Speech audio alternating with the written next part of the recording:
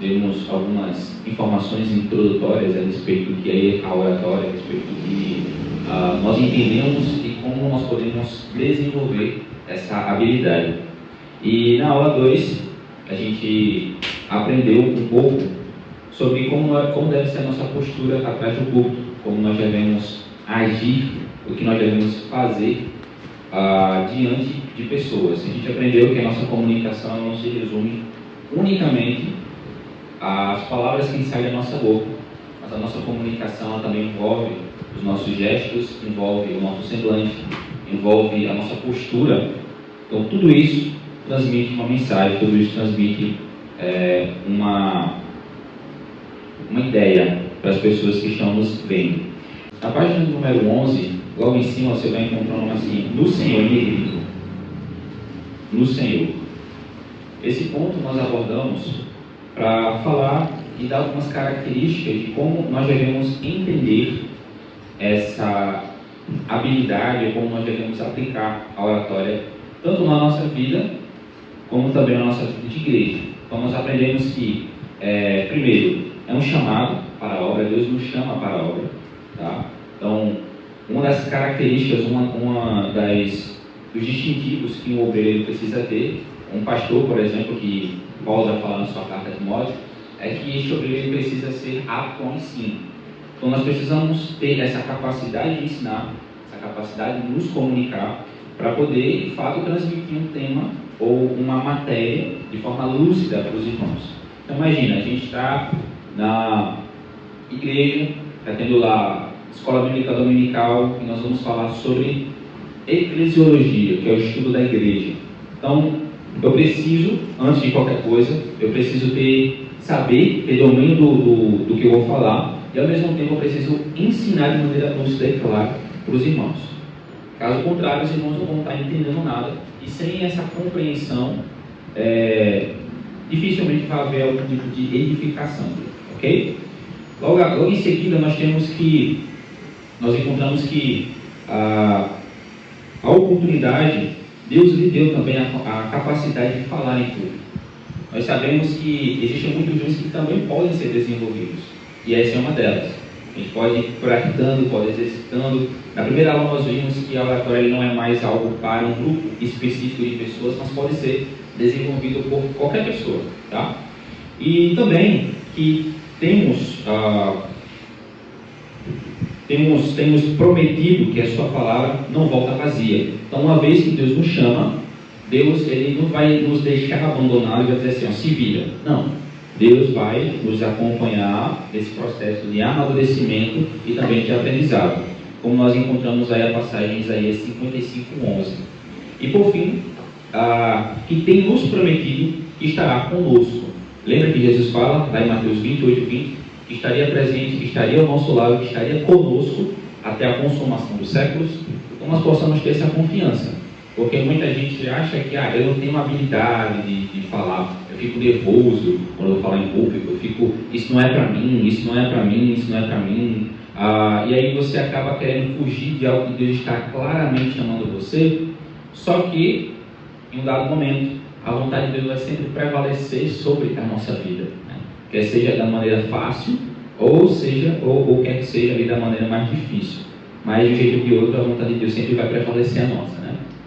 Muito bem, então na sua mensagem é preciso aí ter uma palavra que transforma vidas. Não que você vai adaptar a Bíblia de uma forma que as pessoas consigam meio que tornar a mensagem bíblica uma mensagem motivacional, uma mensagem de coaching. Não. Você vai simplesmente pregar o Evangelho puro e simples.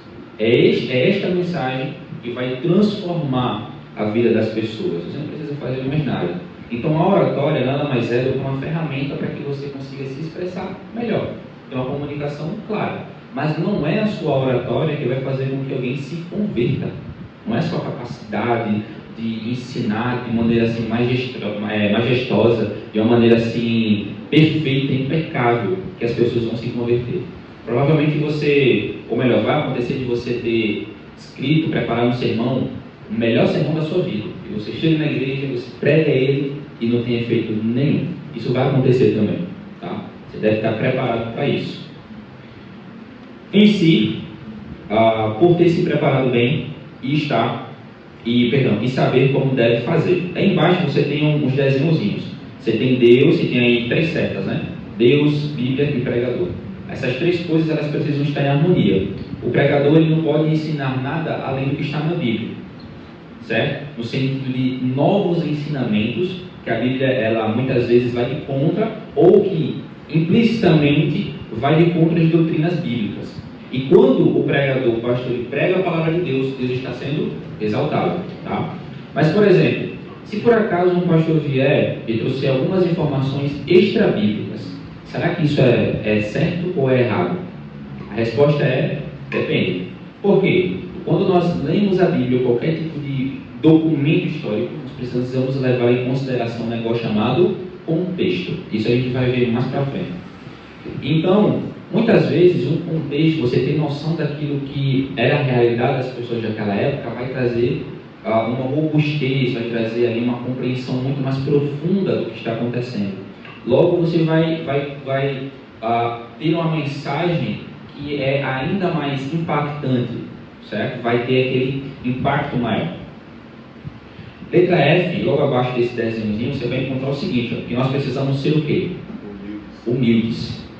Não somos nada se confiamos nas próprias forças. Tudo depende do poder de Deus operando em nós. Muitas vezes isso é muito natural acontecer com o ser humano, de confiar na força do seu braço. É uma expressão bíblica que diz assim: olha, eu confio em mim mesmo, no meu potencial, na minha capacidade. Eu sou o cara, eu sou assim, né? Eu tenho essa habilidade de ministrar quando eu estou, não sei o quê. Só que isso, do ponto de vista bíblico, não quer dizer absolutamente nada. Deus chama uma pessoa simples. Às vezes é uma pessoa que não tem uma formação de mestrado, PhD, mas é alguém que consegue, com a sua vida, muitas vezes pregar, mesmo não usando palavras, às vezes somente com o seu testemunho. Tá? Então, quando nós estamos na frente de um púlpito, ou na direção, ou o que quer que seja, precisamos entender que nós não somos nada. Nós não somos diferentes de absolutamente ninguém. Tá? O sucesso prévio não garante sucesso futuro. Às vezes você se depara com igrejas, com mega igrejas, lotadas, abarrotadas, mas depois de um tempo, todo mundo vai embora.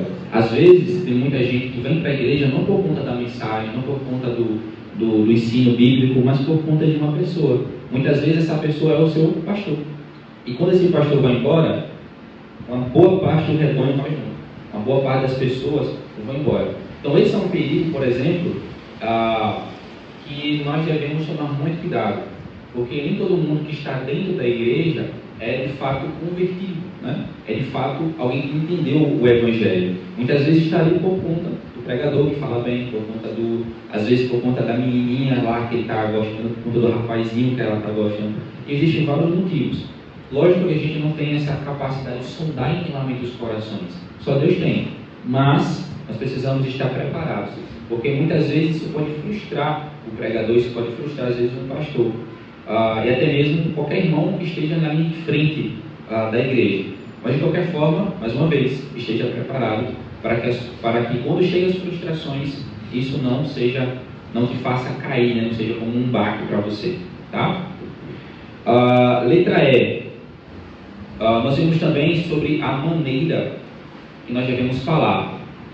Nós devemos agir de maneira natural, nós devemos usar um tom de conversa. Então, por exemplo, eu estou falando com os irmãos, mas eu não estou falando alto com os irmãos. Eu estou aproximando o microfone assim da minha boca para aqui. Não, eu estou falando numa distância do meu microfone que seja boa. Então, não é aqui, também não é aqui. Tem muita irmãos que quando vão cantar, eles pegam o microfone e fazem assim, né? Aí não pega nem ele, não pega nem ninguém ao redor. Então, sempre quando a gente vai usar o microfone, nós precisamos ter como é que eu posso dizer? Como saber usar o microfone também. Falar distintamente, enunciando claramente as palavras e até as sílabas, então respeitando cada palavra. Observar o ritmo adequado. Até mencionei na última aula que eu, por exemplo, tinha um vício muito grande, que até hoje tenho buscado tratar isso, que é a velocidade.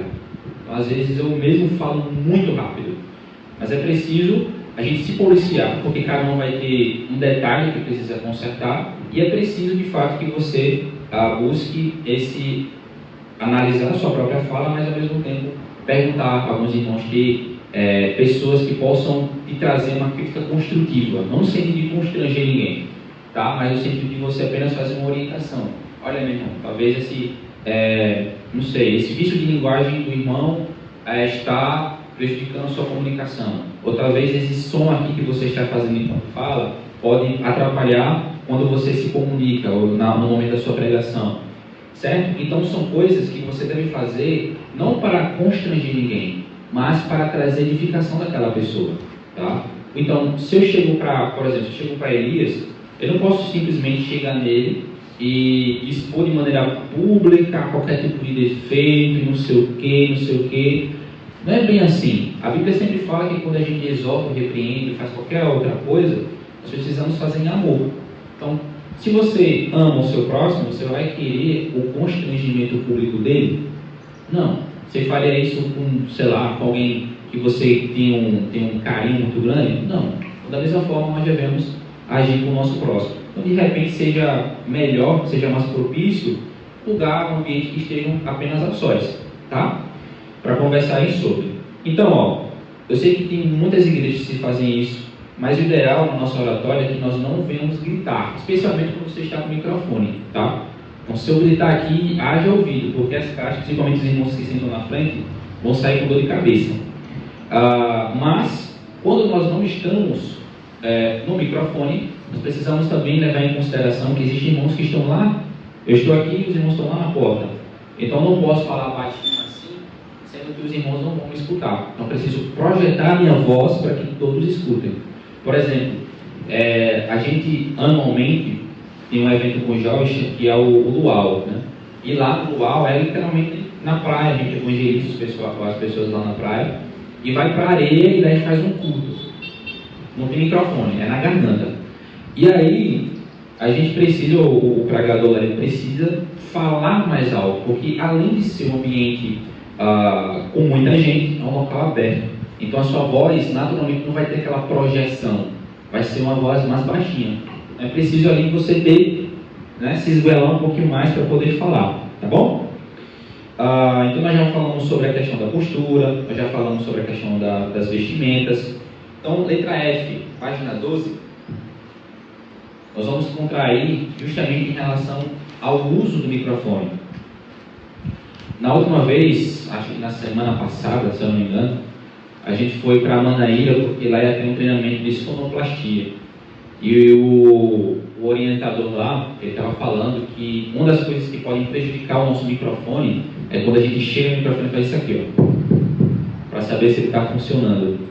Porque ele disse que lá, aqui dentro, tem vários, não vou saber expressar, mas tem vários negócios assim que quando você bate, pode danificar e pode diminuir a vida útil do microfone.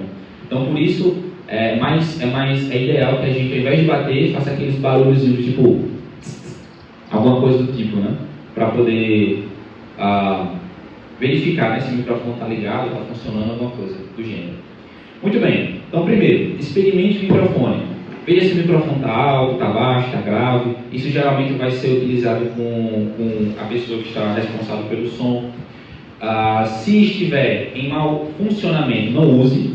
Eu não sei se os irmãos já repararam, por exemplo, mas lá no passado, quando a gente estava com, acho que no outro tempo também, e aqui também, que às vezes o microfone estava durante o estudo, estava dando muita microfonia, e aí o pregador ele percebeu isso, tentava ajeitar, não deu certo, o que ele fazia? Desligava, guardava e continuava daqui, certo? A falar com os irmãos. Por quê? É muito melhor a gente falar assim, na garra e na coragem, na voz mesmo, na garganta, do que a gente usar um microfone que só vai dar microfonia, vai atrapalhar tanto a sua linha de raciocínio, quanto também os irmãos não vão conseguir entender bem o que você está falando, né? Então, essa é mais uma orientação. Em seguida, nós temos que nós devemos falar de frente com o microfone. Então, não é aqui. Então, os irmãos que pegam o microfone ficam assim, né, quando vai cantar. Então nós precisamos falar de frente, aqui, ó. Por quê? Aqui a minha voz está sendo projetada diretamente pelo microfone, então a qualidade do som vai ser melhor do que se eu falar aqui. Percebe? O microfone, as caixas estão captando, mas a minha voz perdeu qualidade. Mas se eu deixar um pouco mais para cá, melhora. Percebe? Então, esse detalhe já muda muito na forma como você vai, muitas vezes, trazer sua mensagem. Tá? Número 5, não mexa no microfone quando estiver falando. Por quê? Se eu estiver mexendo no microfone, ele pode pegar outros sons que não seja a minha voz. Tá? Então, às vezes o vento, às vezes o ventilador está próximo em cima do pregador e às vezes capta. Às vezes eu estou mexendo, aí às vezes a minha voz faz isso aqui, não sei o quê, e aí também perde a linha de raciocínio. E são coisas que também vão tirar a sua atenção. Número 6, cuidado quando for fazer gestos para não bater no microfone. Cuidado também quando for virar a página perto do microfone. Isso aqui a gente encontra com mais facilidade se acontecer. Certifique-se também do tamanho do fio. A gente usa microfones sem fios, mas tem também microfones com fio. Antigamente nós também tínhamos, né? Exclusivamente microfones com fio. E geralmente, não tomando ciência do tamanho, né, do fio, a gente quer andar, se locomover com mais liberdade, não pode. Aí quando você não percebe, você passa, o fio estica, às vezes desencaixa aqui, às vezes desencaixa da caixa também. E, enfim, é uma situação que a gente vai acabar perdendo tempo para reconectar tudo de novo. Tá? Cuidado para não pisar no fio. Então, muita gente acaba deixando os fios na parte onde tem os instrumentos, onde tem os fios. E por que é orientado que as crianças não fiquem naquele lugar? É para não quebrar os instrumentos? Também. Mas é também para não danificar o material. Todos esses materiais, eles são sensíveis. Então, se eu pisar de maneira recorrente nesses fios, eu posso simplesmente diminuir a vida útil e ele não funcionar, sendo que eu vou estar precisando dele. Tá? Então, é também importante que a gente oriente nossos filhos a estar, aquele lugar ali não pode mexer, não pode estar, fique bem longe. Se quiser brincar, brinque para cá, ou se não vá para lá, ou se não sei o quê. Então, são orientações que a gente pode estar trazendo para os nossos filhos também. Número 10, cuidado com o microfone de lapela. Isso aqui a gente não usa muito, mas é aqueles microfones que nós usamos aqui, tá? Número 11, põe o microfone na gravata, na camisa, mais ou menos um palmo da boca. Então, você tem aqui, ó, mais ou menos um palmo, você coloca aqui, ó, geralmente. Então você tem um paletó, né, quando está fechado, assim, na gravata, e coloca, deixa bem preso, ok? Qualquer dúvida adicional a respeito do equipamento, do que você vai usar, você pode também estar perguntando, tá?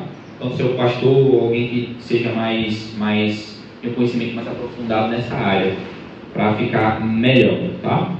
Letra G. Em relação ao conteúdo da nossa mensagem, será que a gente pode trazer qualquer mensagem aleatória?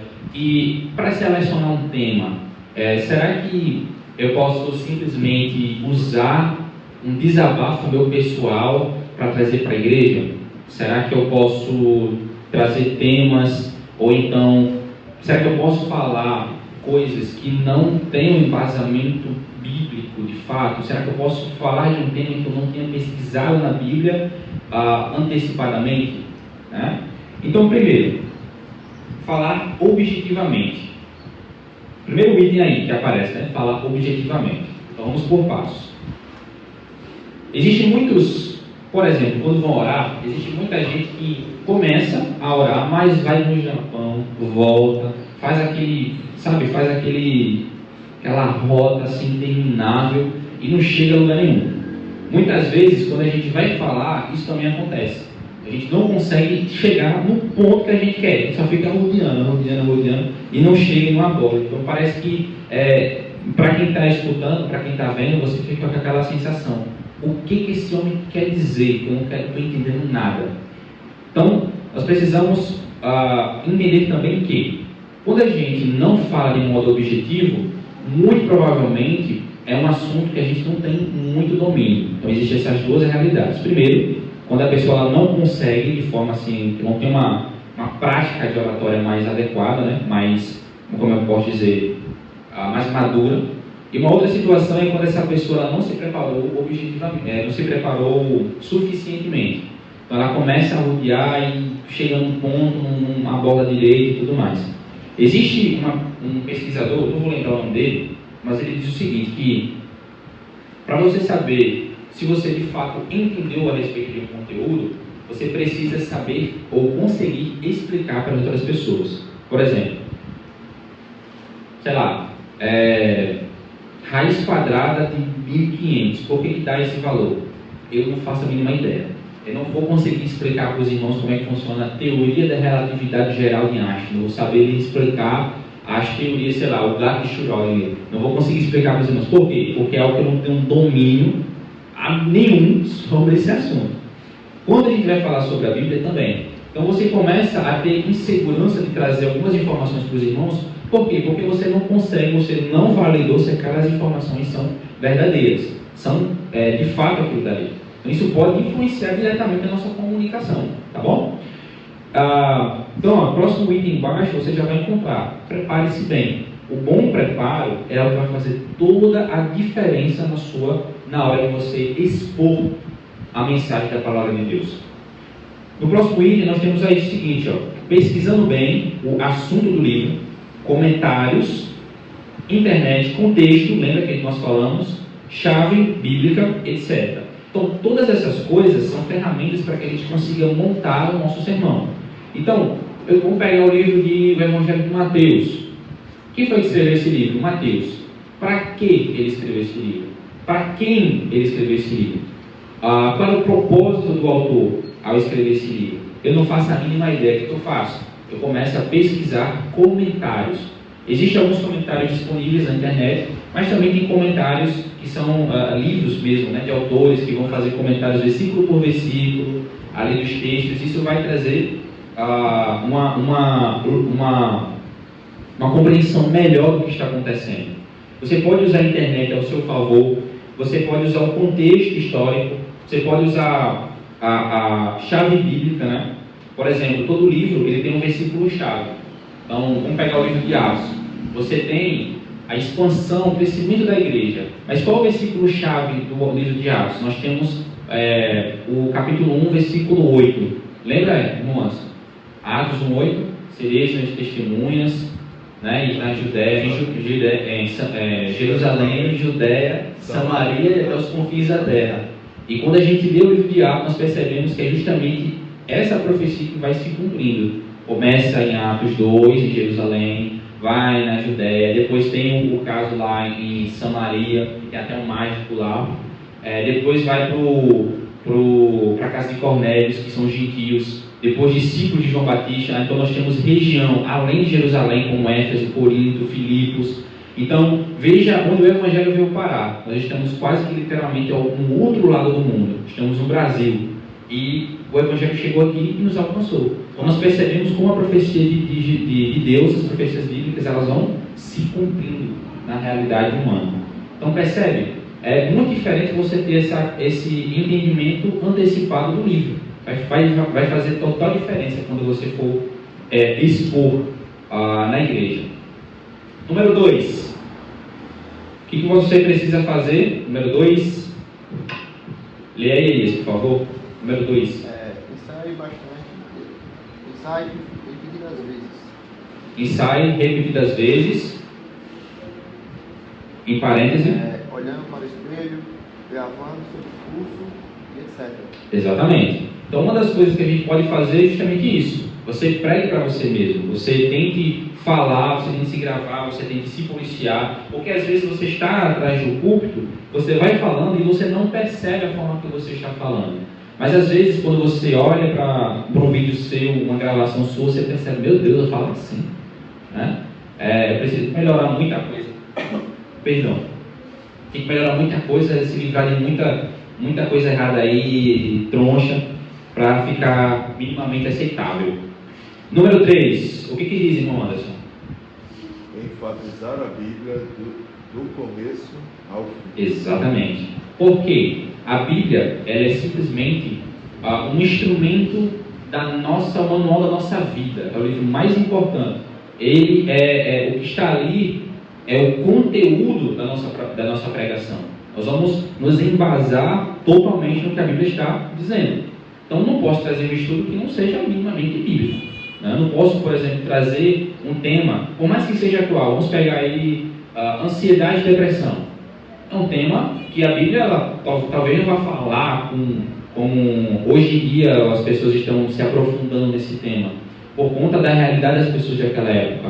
Mas nós podemos pegar princípios, nós podemos pegar exemplos, nós podemos pegar conteúdo que podem trazer implicações e gerar edificação aos irmãos. Tá? Então, nós precisamos seguir esse item 3 aí, enfatizar a Bíblia, do início ao fim, que faz total diferença.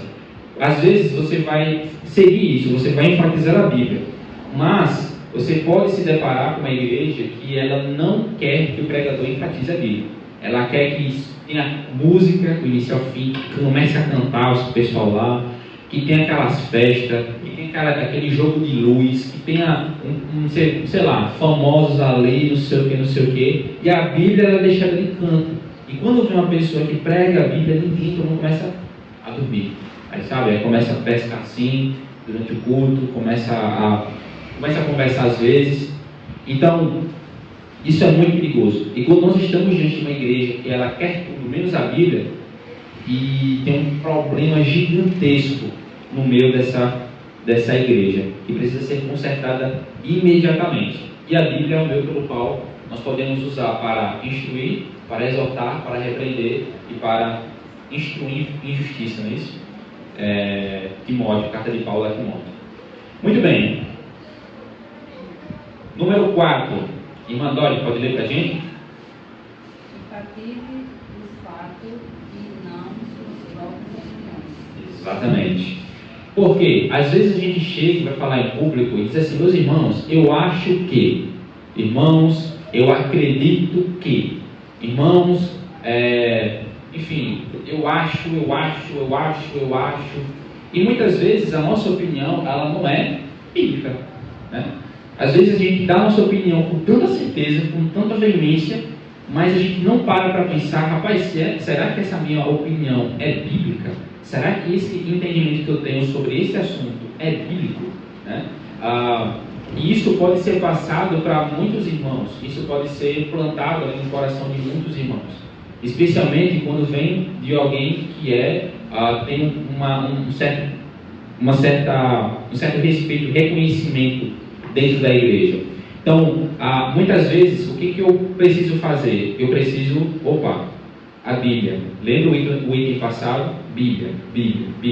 Eu gosto muito de um episódio no livro de Atos, que Paulo ele chega numa região, né, que é chamada de Bereia, né? E aí aqueles irmãos começaram a tomar conhecimento que tinha um cara chamado Paulo, que estava falando sobre Jesus. Eles, massa, que legal, vamos ver, vamos. Mas a Bíblia fala que eles viam o que Paulo falava e comparavam com o que estava na Bíblia. Veja, Paulo é um apóstolo, mas ainda assim que eles irmãos tomaram o cuidado de comparar se aquele conteúdo era de fato bíblico. E esse cuidado precisa também nos acompanhar, porque a gente é constantemente bombardeado de conteúdo cristão no Instagram, YouTube, Facebook, para quem usa, no WhatsApp. Às vezes você recebe no seu WhatsApp alguém que mandou um pregador famoso aí para você: olha, né, Deus vai te dar, você tem promessa, você vai ganhar a vitória. Tá, mas o que significa essas coisas? Quando a Bíblia fala sobre vitória, está se referindo a uma conquista pessoal? É uma conquista que eu vou conseguir alguma coisa? A prestação da minha geladeira, as parcelas da minha moto, a feira do mês? É isso quando a Bíblia fala sobre vitória? Ou será que a Bíblia está falando de algo que é em relação a coisas muito mais profundas? Certo? Quando a Bíblia fala que todas as coisas cooperam para o bem daqueles que amam a Deus, o que Paulo está querendo falar com todas as coisas? Todas as coisas se restringem a coisas boas? Ou todas as coisas também envolvem coisas ruins, coisas difíceis, lamentos, tristezas, dores, sofrimento? Então, o que a gente pode entender desses versículos? O que a gente pode aplicar na nossa vida? Então, uma vez que nós conhecemos a Bíblia e nós nos deparamos com uma mensagem que vem até nós precisamos, não é bem assim não. já liga o alerta vermelho. E sempre aplique também no seu coração o que Paulo vai falar aos Gálatas. E diz o seguinte: olha, ainda que um de nós, até mesmo um anjo do céu, vos anuncie um evangelho diferente ao que já vos pregamos, seja considerado maldito ou anátema. Ele é o mesmo significado. Então, precisamos ter muito isso. Por quê? Às vezes a gente prepara o nosso sermão, às vezes a gente prepara ali alguma mensagem, e muitas vezes nós esquecemos de consultar a Bíblia e nos embasamos a algo que a gente viu no Instagram, algo que a gente viu na rede social. É errado? Não necessariamente. Pelo menos não é errado se aquilo dali for de fato aquilo. Se for de fato verificado, confirmado de que aquele conteúdo é certo, está correto, traz a informação correta. Tá? Então, a internet, redes sociais, ela também pode ser usada para o bem, mas temos que tomar muito cuidado, porque uma boa parte das vezes vem para o mal, vem para nos desviar do caminho, tá certo? Certo, próximo item. Irmã Graça, número 5, pode ler para a gente, por favor? Usar o bom humor apropriado lá. No item 5. Item 5? É o 7, né? Não, 5. Linguagem simples e de acordo com o seu público. Exatamente. Lembra que nós falamos, acho que foi na primeira aula, não adianta usar uma linguagem acadêmica. Olhem, meus irmãos, isso daqui é chamado de antropomorfismo, porque na teofania que acontece no Antigo Testamento, os irmãos vão ficar: meu Deus, o que é isso? Eu não faço a menor ideia do que sejam essas coisas. Então, eu posso ensinar coisas que são complexas de uma maneira simples. Eu posso chegar para os irmãos e dizer o seguinte: irmã Graça, irmão Anderson, irmão Elias, irmã Dori, vocês sabiam que no Antigo Testamento Jesus ele aparecia? Antigamente, os estudiosos acreditam que era ele que no Antigo Testamento se revelava e era chamado de um anjo do Senhor. Você sabia disso? Então, como é que eu sei disso? Porque esse anjo, ele aceitava ser adorado. As pessoas adoravam ele e ele aceitava a adoração. E aí, quando a gente vai para o Novo Testamento, nós encontramos o mesmo homem que, quando se aproximavam dele para adorá-lo, ele não rejeitava. Ele também recebia adoração. Vocês sabiam que o nome desse fenômeno na Bíblia é chamado de teofania? Vejam, eu ensinei algo que é simples, ou melhor, que é aparentemente complexo, de uma maneira que seja mais simples, de uma maneira que os irmãos consigam compreender. Talvez os irmãos não saibam não lembrem o significado, não lembrem da palavra teofania, mas os irmãos vão saber o significado, os irmãos vão saber que esse fenômeno acontece. A trindade. Eu sei que os irmãos sabem, mas às vezes por conta da palavra pode causar uma certa estranheza. Mas se eu disser: olha, meus irmãos, vocês sabiam que Deus são três consciências que é a mesma pessoa, eles um em essência. O Pai está, enfim, o Filho, o Espírito Santo é uma pessoa só, mas eles são três pessoas diferentes, três consciências diferentes, que no plano da salvação tem planos diferentes. Então, o Deus Pai amou e enviou seu Filho, Jesus Cristo, Jesus, Deus Filho, que é o mediador entre Deus e os homens. E aí então você tem o Espírito Santo que atua no coração do homem para levá-los a Jesus, para serem salvos, para transformar os corações daquelas pessoas e irem até Jesus. E aí você agora tem livre acesso ao Pai, um relacionamento perfeito. Percebe? Outro assunto, que é uma outra palavra que tem enfim, pode ser um assunto mais difícil, mas que a gente pode adotar uma metodologia que pode ser repassada de modo simples para os irmãos. Percebe? Muitas vezes a gente gosta de usar palavras mais difíceis para poder se amostrar, né? Olha, eu sou aqui uma pessoa que é erudita, culta, mas isso não quer dizer absolutamente nada. O que adianta você falar 1000 palavras se aquelas pessoas não vão entender? Paulo já fala isso: eu prefiro falar 5 palavras, 6, 10 palavras, de uma forma que vocês entendam, do que 1 milhão de palavras com uma linguagem que vocês não entendam. A fé vem pelo ouvir e ouvir a palavra de Deus. Você precisa compreender o que está sendo dito, você precisa compreender o que está sendo pregado, tá? No item 6, o que diz Elias? Seja breve. Exatamente, seja breve. Você tem 30 minutos, o cara fica 2 horas. Você tem 1 hora de pregação, a pessoa fica 5, a manhã toda. Lógico, isso vai depender também de como está o ambiente. Por quê? Se você percebe que os irmãos eles estão com você, você percebe que, enfim, dá para esticar mais um pouco, você dá uma esticada. Mas é importante nós respeitarmos muitas vezes o horário, porque se eu terminar o culto, vamos supor, 7h30 começou. Se eu for terminar às 10 horas, eu preciso saber que a igreja também tem idosos, tem pais de família, às vezes tem pessoas que moram longe. Como é que vai ficar para esses irmãos para eles voltarem para casa? Sabe, às vezes é um local esquisito, às vezes é um local muito perigoso, às vezes o irmão precisa tomar um remédio, né? E precisam, enfim, tem essas responsabilidades. Então o pregador, a gente que está lá na frente, precisa ter essa sensibilidade de não extrapolar as coisas, simplesmente como a nosso bel prazer. Nós precisamos entender de fato a realidade que as outras pessoas estão também, tá? Número 7, o que diz, irmãos? Usar de bom humor, apropriado na apresentação. Exatamente. Eu quero destacar essa palavra apropriado. Existem momentos que você não vai usar o bom humor. É momento que você vai chegar e falar de modo mais sério. O clima vai pedir isso. O teor da mensagem vai exigir isso. Mas, em dados momentos, nós podemos trazer uma certa leveza, certo? Ali nos irmãos. Às vezes, esse bom humor, essa leveza, vai fazer com que a gente resolva alguns problemas que estão acontecendo durante a igreja, durante o culto. Por exemplo, irmãos estão conversando. Eu não vou necessariamente constranger as pessoas. Eu posso usar esse meio para poder remediar a situação.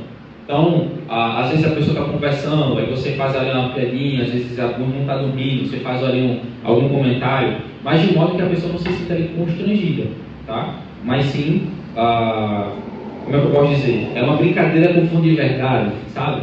Então, às vezes o problema ele pode ser resolvido de modo até mais simples, e não como uma tempestade no copo d'água. Muito bem, número 8, diz assim, ó, descobrir as necessidades do grupo. Então, ó, nós temos na igreja algumas sociedades. Quais são elas?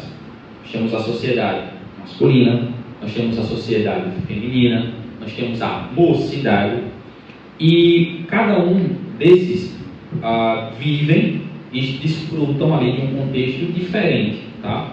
Então, a mulher que está à frente das mulheres precisa também trazer mensagens que dizem respeito àquele público feminino. O homem que está à frente dos homens precisa também trazer mensagens que se aplicam à vida masculina, de marido, né? A vida feminina de esposa e de filhos na mocidade. Então, e às vezes também, quando a gente fala da igreja ao todo, nós precisamos entender a necessidade, lógico, que Deus vai colocando no nosso coração e também vai trabalhando, e quando Deus coloca no nosso coração um tema, uma mensagem, é porque aquela igreja precisa de fato ouvir. Então, às vezes é uma mensagem de exortação, às vezes é uma mensagem de encorajamento, às vezes é uma igreja que está num período mais, entre aspas, frio, né, ou desanimado. Então, é preciso aquela mensagem de um encorajamento. Às vezes a igreja esqueceu alguns elementos que são importantíssimos para a vida de igreja e para o relacionamento com Deus. Ela se desviou. E o que é que o pastor precisa fazer? Ele precisa trazer uma mensagem de exortação, de repreensão, para que aquela igreja volte para os trilhos. Tá? E lógico, essa é uma exortação, essas repreensões também devem ser feitas com amor. Porque quando a gente chegar lá no céu, lembra que nós falamos na aula sobre eclesiologia, na EBD, que a igreja ela precisa se manter pura. Ela tem que se manter pura. Os irmãos que compõem a igreja precisam buscar de maneira amorosa também a pureza da sua igreja. Certo? Então nós precisamos ter esse amor. Lembre-se que Jesus fala o seguinte, olha, vocês serão conhecidos pelas pessoas, pelos demais, enfim, quando vocês amarem uns aos outros, como eu amei vocês. Então, se nós experimentamos o amor de Deus, por que nós vamos, não sei, agir de uma outra forma com o nosso irmão? Agir de uma outra maneira com o nosso próximo? Se eu experimentei o perdão de Deus, por que eu não vou perdoar o meu próximo? Se Deus ele é assim comigo, por que eu vou ser diferente com outras pessoas? Percebe? Então, sempre tem aquela questão do exemplo, né? Como é que eu posso fazer alguma coisa, ou melhor, como é que você exige de mim que eu faça alguma coisa, sendo que você não faz o mesmo? Por quê? Porque você tem aquela questão do exemplo. Mas, para um cristão, o nosso exemplo não é homem nenhum. Então assim, eu não vou chegar na minha casa, nossa, meu marido é descrente. eu sou crente, né? Se converteu depois de serem casados. Eu não vou esperar dele um comportamento de crente. Mas a Bíblia fala que o homem ele vai ser edificado ali pelo exemplo que a mulher dá, pelo testemunho que ela dá. Nem por palavras às vezes, mas é pela sua vida. Percebe? Então, são elementos que podem fazer total diferença, tanto no seu relacionamento como igreja, mas também com implicações na sua vida familiar, na sua vida profissional, na sua vida acadêmica, tá? Então, são princípios importantíssimos que trazem esse fruto maravilhoso em nossas vidas. Ok? Então, próximo item, e mandou ali, item 9, número 9, por favor. Procurar em Deus coisas Em comum. ou pessoas conhecidas. Exatamente. Está muito louco. Sim. Exatamente. Então, às vezes, a gente pode usar essa ferramenta para que os irmãos eles possam se conectar melhor. Então, por exemplo, eu vou contar a história da igreja, da congregação. Os irmãos têm a sua história pessoal que envolve esse momento ali de memória, de como tudo se tornou o que é hoje. A congregação, a igreja. Então, tudo isso tem impacto na nossa vida. Nós podemos usar esse meio para que podemos criar esse vínculo e criar essa proximidade com os nossos ouvintes. Já no item, no número 10, nós encontramos o seguinte, use recursos visuais quando possível. Então, olhe para as pessoas, esteja atento às pessoas. Número 11, ficar dentro do assunto. Então, às vezes você começa a falar sobre, sei lá, pneumatologia, estudo do Espírito Santo. E aí eu vou para lá missiologia, que é o estudo lá de missões, né? Não sei. Ou você começa aqui, nesse assunto, e começa a rodear, vai para um outro assunto que não tem nada a ver com o que você estava falando, e você começa a misturar os temas, e as pessoas ficam, meu Deus, o que ele está falando? E que exatamente ele está falando? Então, para que a gente mantenha esse fluxo, para que a gente consiga manter esse estudo mais enxuto, mais objetivo e também mais lúcido, nós precisamos nos manter ali no mesmo assunto que a gente está falando. É a mesma coisa, às vezes a pessoa vai falar da sua própria vida, vou fazer um exemplo, dar um exemplo breve do que aconteceu comigo. Breve. O que a gente entende por breve? Algo objetivo, algo curto. A pessoa começa, 3 horas depois a pessoa ainda está na metade da história. Então assim, a mesma coisa acontece nos nossos sermões, né? E aí a gente tem que ter essa ciência, precisa ter esse conhecimento e sempre nos manter focados no mesmo assunto, ok? Muito bem. 12. Sempre use uma ilustração, uma história ou uma experiência, da mesma forma, dentro do assunto. Então, ontem, no ID Jovem, o pastor ele fez uma ilustração. Qual foi a ilustração? Qual foi a ilustração? Uma pergunta. Tudo bem, tá vendo não? Papelão. O papelão com a fita. Ele pegou o papelãozinho, do curso, ou melhor, no início do curso, ele tomou uma palavra, aí meus irmãos, eu vou fazer, ele é norte-americano, vou fazer aqui uma ilustração. Pegou o papelão, pegou uma fita, cortou e colou assim, no papelão. Tá, deixou lá. Foi estudo. No fim, é que ele pegou o papelão, tirou lá a fita e trouxe ali uma aplicação que tinha a ver justamente com o tema, que é sobre pureza, né? Meu corpo, seu templo. Então ele pegou ali uma ilustração, ele não precisou fazer mais nada. Ele só, olha meus irmãos, eu vou pegar esse papelão sobre a aderência, não sei o que, só dei algumas informações sobre o material que ele estava usando, mas todo mundo entendeu perfeitamente o que ele estava querendo dizer com aquela ilustração, certo? Então a gente pode usar esse recurso. Às vezes, por exemplo, o pastor gosta muito de usar slides. Por quê? Porque uma representação visual pode facilitar também. Então eu vou trazer um estudo sobre, escatologia, que é o estudo das últimas coisas. Escatologia tem um monte de símbolo, tem muito de metáfora, muitas coisas que são alegóricas de fato, tem muitas coisas que podem ser literais. E como é que eu consigo explicar isso? Sem que os irmãos percam o fio da meada. Trazer uma representação visual. Então, quando a gente estudou sobre escatologia, das vezes que teve, nós trouxemos alguns gráficos. Então, olha, irmãos, esse aqui é o período da igreja, isso daqui é os 7 anos de tribulação e grande tribulação, isso daqui não sei o que, não sei o que. Então, trazendo uma ilustração mais visual, pode facilitar. Mas, por exemplo, se eu vou trazer um sermão que é o objetivo de ser mais exortativo, no culto solene, é necessário, é obrigatório eu trazer um slide, por exemplo? Não é obrigatório. Sempre vai ficar de acordo de preferência do pregador. Ele se preparou dessa forma, ele tem a liberdade de fazer da forma como ele se preparou. Mas é obrigatório? Não. Eu posso trazer e falar de uma maneira lúcida, que os irmãos compreendam da mesma forma. Tá? Então a gente não se prende a apenas um método, a gente tem essa liberdade. Então você pode também usar a experiência da sua vida. Então você vai, por exemplo, falar sobre conversão. Tem pessoas descrentes no meio ali dos seus ouvintes. Você pode falar da sua própria vida como Cristo alcançou você, como Jesus, ele mudou a sua vida, de modo a trazer também uma reflexão para as pessoas que estão te ouvindo, tá? De forma que as pessoas possam também, de alguma forma, ser impactadas. Lembrando que esse é o meio pelo qual Deus pode agir na vida de uma outra pessoa. Não é você que está fazendo nada, mas é Deus, tá? Deus ele pode agir e pode usar a nossa vida também como instrumento nas suas mãos, tá? 13. O que diz aí pra gente? Alguém pode ler, por favor? Procure corretamente o português. Procure falar corretamente o português. Eu faço uma pergunta, por quê? Por que a gente tem que procurar falar corretamente português? Por quê? As pessoas entendem melhor, né? Porque o português é o nosso veículo de comunicação. É a forma pela qual nós vamos falar. Você já se deparou com aquela pessoa que diz assim, não sei explicar não. Irmã Graça?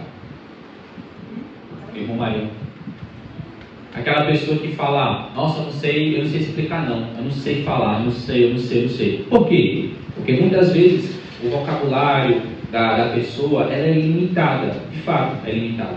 Mas, mais uma vez, isso também é algo que pode ser praticado e chegar a um certo nível de excelência. Então, conseguir me comunicar de forma adequada aos irmãos. Então, como é que eu faço? Como é que eu faço para conseguir ter um português melhor? Temos aí algumas orientações. Primeiro, o que diz? Ler mais. Principalmente o quê? A Bíblia, exatamente. Você tem 66 livros para você se debruçar, tá? E é um português muito refinado, tá? Português muito refinado. Então, quando você faz o seu devocional, você já está praticando a sua leitura. Lê em voz alta, por mais que você queira meditar ali e falar mais baixinho, mas se você, de preferência ali, se você quer praticar junto com a Bíblia, você pode falar mais alto, você pode treinar a sua articulação, ler e ler e ler e ler. Você pode, inicialmente, ler muito e entender pouco, mas com o passar do tempo você vai conseguir ir entendendo as coisas com mais clareza e com mais lucidez. Isso é um processo. Você precisa ter paciência com você mesmo, tá certo?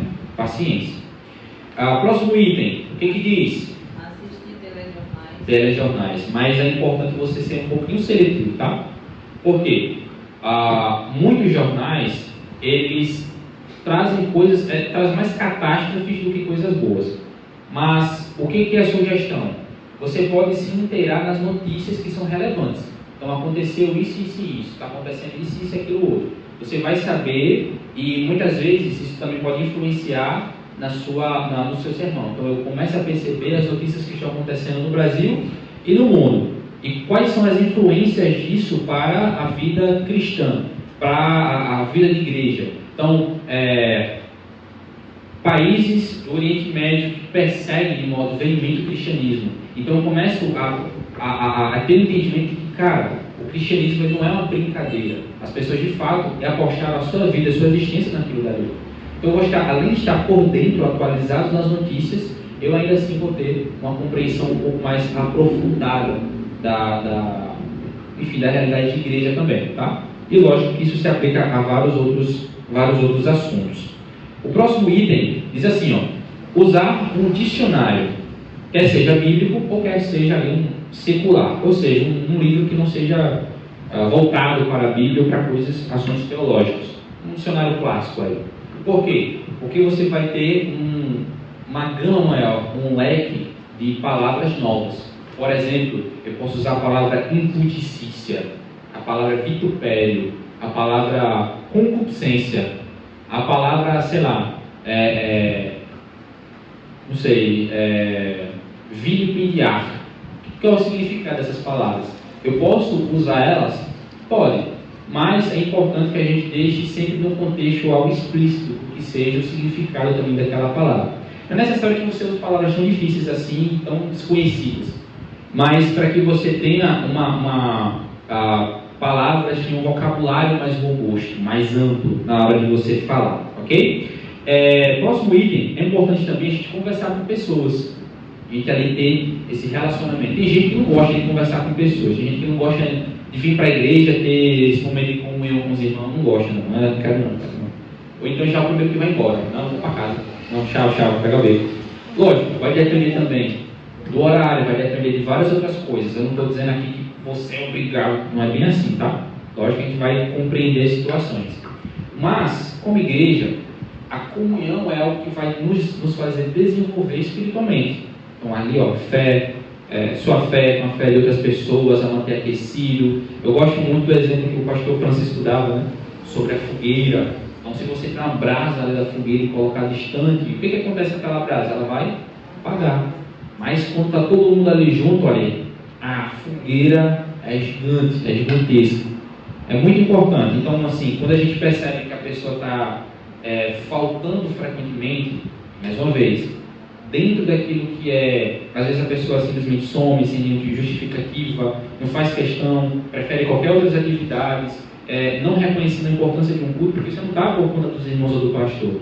Você está porque você reconhece que é algo importante, tanto para você mesmo, mas é uma forma de você, estou cultuando a Deus.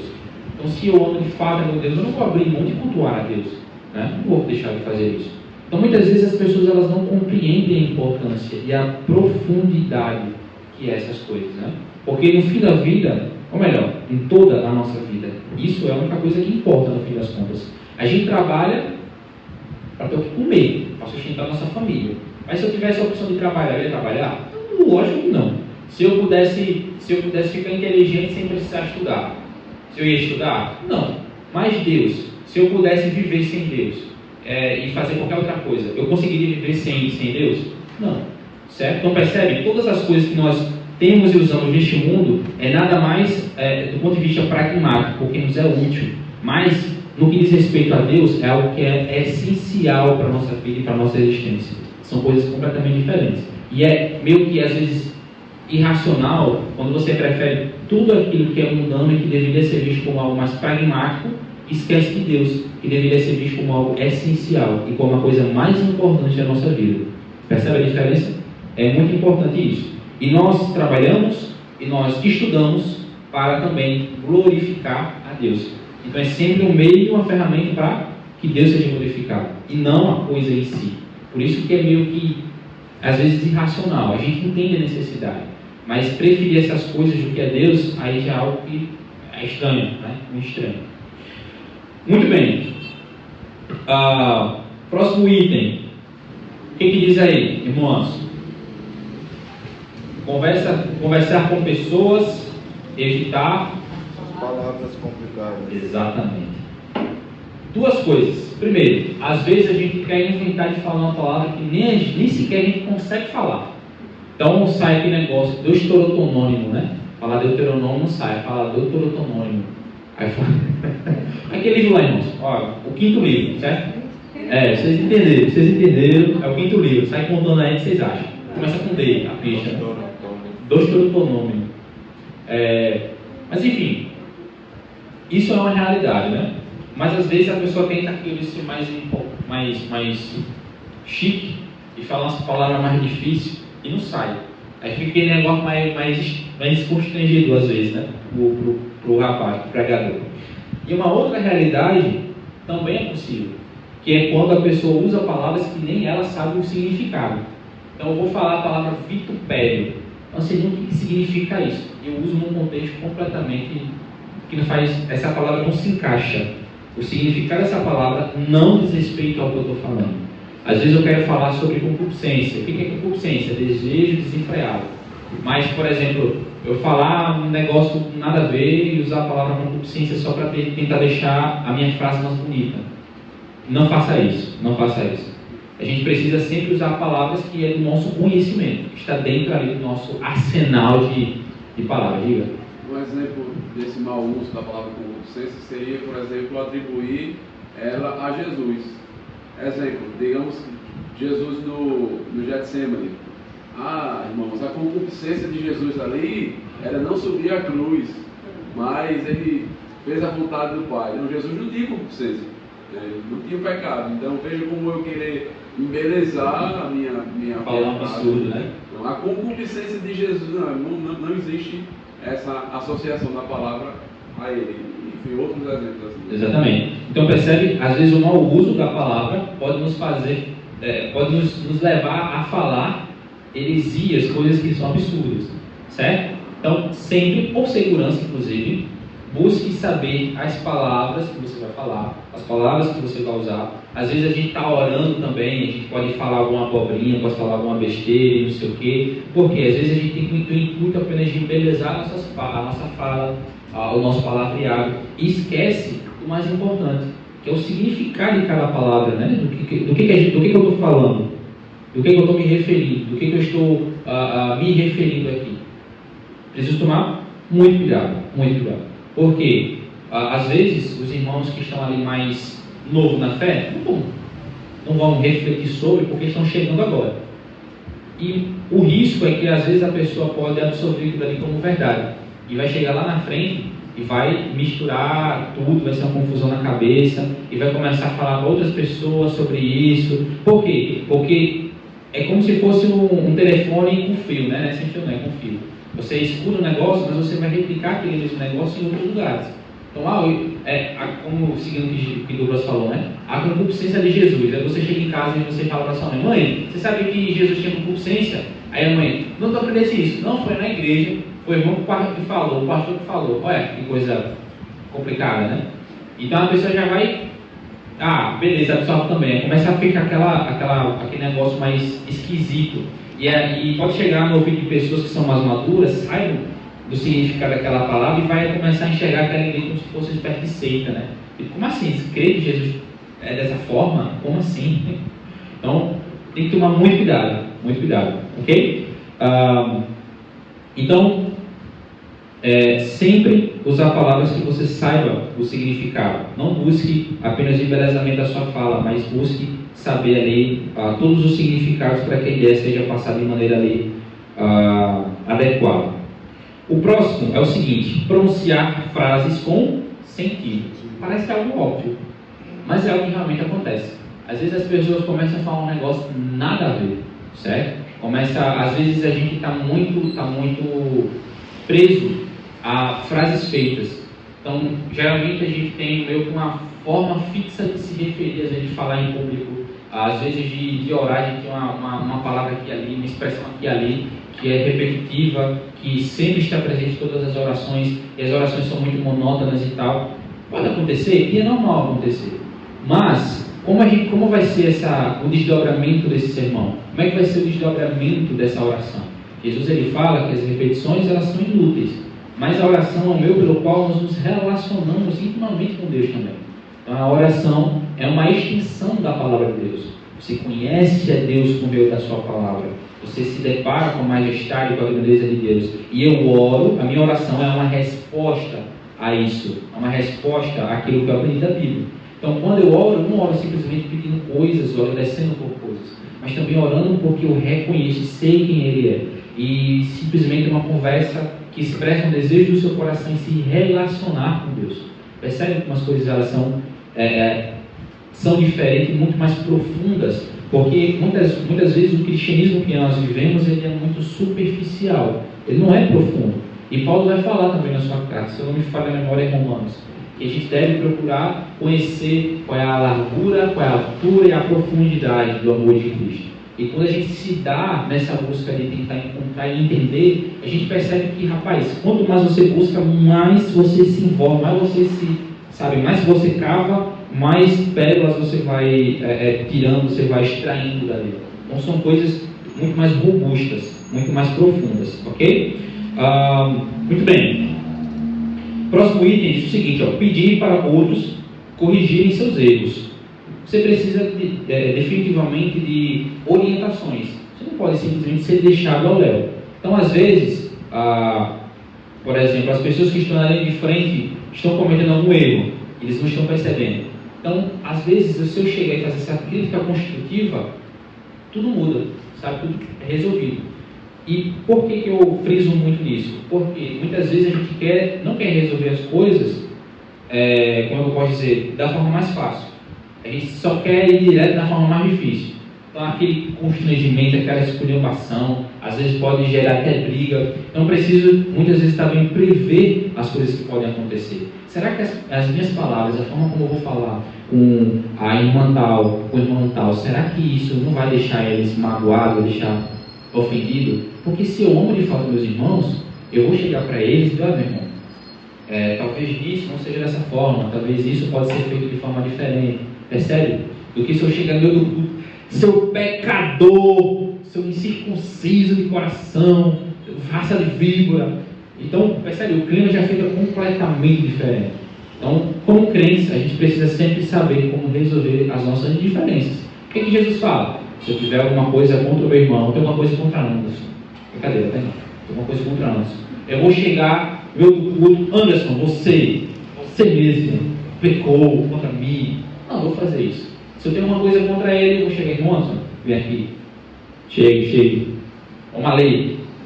E lá tem essa conversa e resolve essa conversa, tá? Mas sempre nesse tom de amor. Sempre nesse tom de que, de fato, eu quero resolver o problema. Vamos imaginar, rapidinho, esse irmão. Vamos imaginar dentro da nossa casa, tá? O marido e a esposa. Existem alguns casamentos, são raros esses casamentos, mas existem alguns casamentos em que o casal eles brigam, são raros. Aí, o que acontece? Muitas vezes, eles não querem resolver o problema, eles só querem duas coisas: colocar a culpa no outro ou desabafar, né? Entre aspas. Só querem isso. Eles não querem, de fato, resolver a coisa. Então, o problema, ao invés de ser o alvo deles se juntarem e resolver o problema, de serem os dois contra o problema, é simplesmente o problema dividindo os dois, certo? Fazendo ali, causando essa ruptura no casamento. Pode falar, meu irmão. E até a palavra do Senhor nos ensina, né? Que se viu o irmão pecar, a gente deve ter decência de ir até a ele e mostrar o erro. Exatamente. E se por acaso ele não ouvir, levar outra testemunha, para que por meio daquela testemunha ali seja testemunha do que você está mostrando o erro do irmão. E se o irmão por acaso não ouvir nem você nem a testemunha, leva o caso à igreja. Exatamente. A igreja vai tratar esse problema. Nosso próximo item é: nunca usar palavras de significado desconhecido para você. Então, isso é aquilo que nós acabamos de falar. Tá?